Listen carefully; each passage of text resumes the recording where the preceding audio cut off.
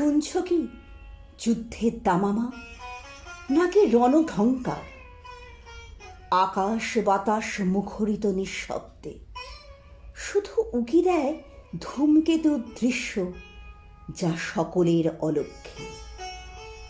অনুভূত হয় এক বিষাক্ত বাতাস, এক করাল ছায়ায় আবৃত চারদিক। শুনছ কি মানুষের অস্ফুট বোবা কান্না, দূর থেকে দূরান্তরে? জীবন মৃত্যুর কিনারায় দাঁড়িয়ে দেখছ কি মানুষের পরিণতি?